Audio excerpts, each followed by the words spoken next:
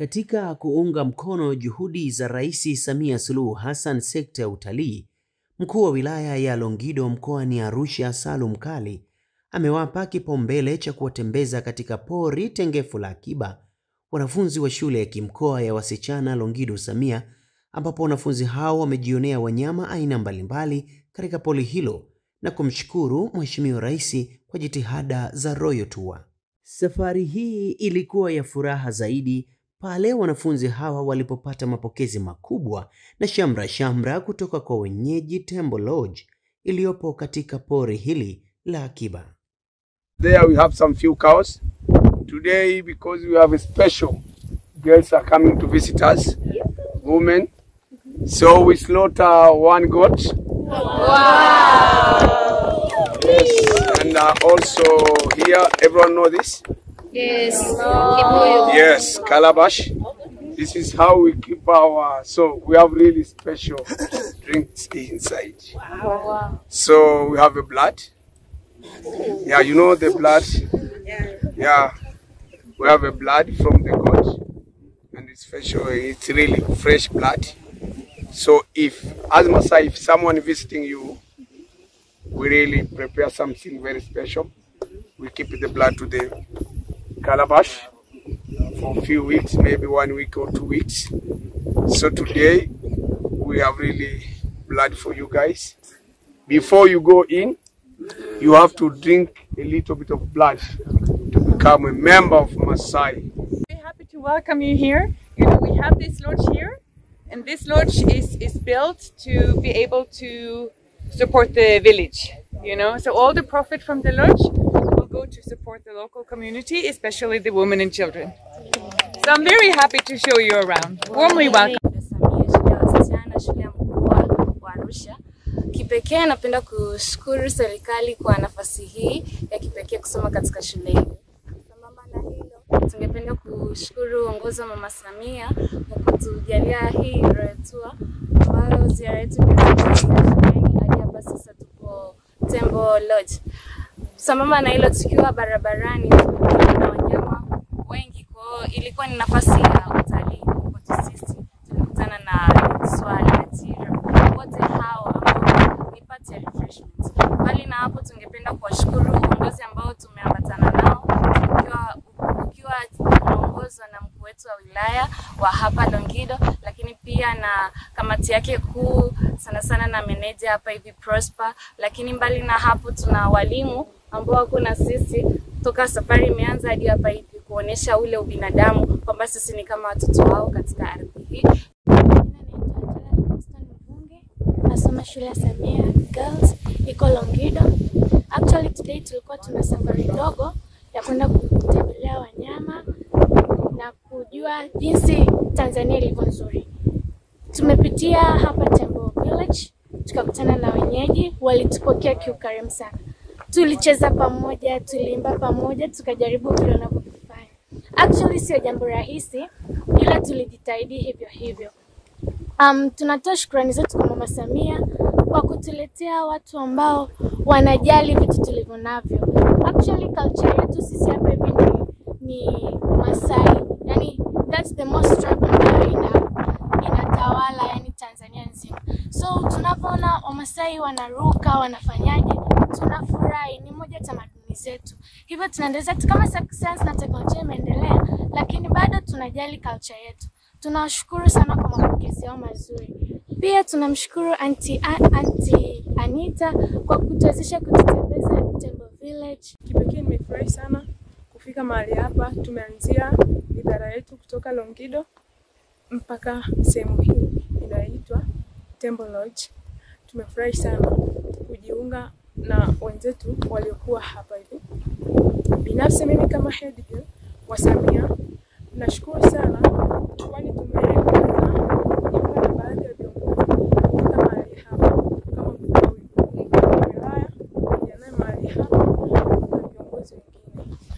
Binafsi pia napenda kushukuru Mama Samia kwa kutuwezesha kujenga shule ya wasichana. Baada ya wanafunzi hawa kushuhudia utalii uliomo ndani ya pori tengefu la akiba na mapokezi mazuri kutoka kwa Tembo Village, Moja kwa moja uelekeo ukawa ni katika mpaka wa Namanga OSBP ili kujionea shughuli mbalimbali zinazofanyika mpakani hapo. Mtu sio mtu akiingiza bomu angaja kutulipua, nafikiri imeambiwa. Hata mtu akija na ugonjwa wa kuambukiza inaweza ndani ya siku moja Tanzania wote tukafa, sinawezekana. Sasa maana yake baada ya kumaliza swala hapo unakuja sasa swala la uhamiaji kutaka kuingia Tanzania. Vituo hivi vya pamoja one stop border ina maana Kenya hii hapa tuliposimama ni Kenya. Alafu pale ni Tanzania. Hapa uliposimama hili dirisha kwa maafisa wa Kenya wa uhamiaji, alafu pale ni Tanzania. Maana yake nini? Kabla hatujaanza vituo vya pamoja hivi, ulikuwa ile ofisi pale nje kama mnaona milingoti ya bendera. Ilikuwa ndio utoke pale, ukihudumiwa Tanzania unaenda jengo la Kenya, kama unaenda Kenya. Na ulikuwa ukitoka Kenya unahudumiwa kule unakuja. Sasa hivi maafisa wote tuko sehemu moja. Tuna majengo mawili. Kuna hili ukiwa unaingia Tanzania. Na ukiwa unaenda Kenya hauji huku, utakwenda jengo la Kenya. Utawakuta maafisa wa Tanzania mwanzoni. Kwa nini mwanzoni? Kwa sababu maafisa wa Tanzania ndio wanasema unafanya exit formality. Wao ndio wanakuondoa Tanzania ili uende Kenya. Sasa hapa unaona departure. Unaelewa neno departure. Na maana watu wanadepart Kenya. Alafu pale unaona arrival, ina maana watu wana arrive Tanzania. Kwa utaanza na Kenya, watakuhudumia utoke Kenya, ukimaliza utahamia pale Tanzania. Sasa kinachotenganisha ni hapa. Ina maana mtu akiwa hapa yuko Kenya na tunaheshimu serikali ya Kenya, kitakachokuwa inaendelea hapa ni cha Kenya. Ikitokea kwa mfano hata wewe unatokea Kenya ukamtukana afisa wa Kenya hapa, si ni kosa? Kwa atatakiwa ukamatwe kama vile umemtukana akiwa wapi? Akiwa Kenya. Huko ndani yoyote fence inaitwa control zone. Nimesema hiyo fence inaitwa nini? Control zone. Sheria za nchi zote mbili zinatumika. Kwa hiyo ndani sheria za nchi zote mbili zinafanyaje? Zinatumika. Na ndio maana hata ukimuibia pale afisa wa Kenya si habari ya masomo, habari ya ziara, nimefurahi. Basi karibuni, mbele yenu naitwa Mr. Mdachi. Mimi ni afisa afya mfawidhi wa hichi kituo cha Namanga OSBP. Kazi kubwa ya idara ya afya katika mpaka ni kuilinda nchi yetu dhidi ya magonjwa ya kuambukiza ya kimataifa.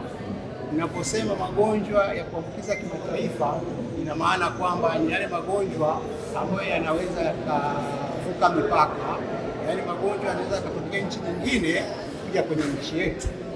Mfano magonjwa hayo kama Ebola, homa ya manjano, uviko 19 na mengineyo ambayo yanafanana na hayo. Nafikiri wale ambao wanasoma biology, kama unasoma biology utakuwa unajua baadhi ya magonjwa.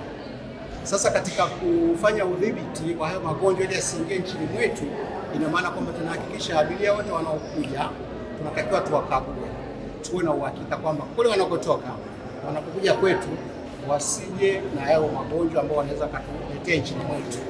Kwa hiyo tunawakagua wale abiria, tunaangalia kama wana dalili zozote, pia tunawapima kwa kutumia, unaiona hiyo kifaa kinachoonekana hapo, hiyo inaitwa walk-through thermal scanner.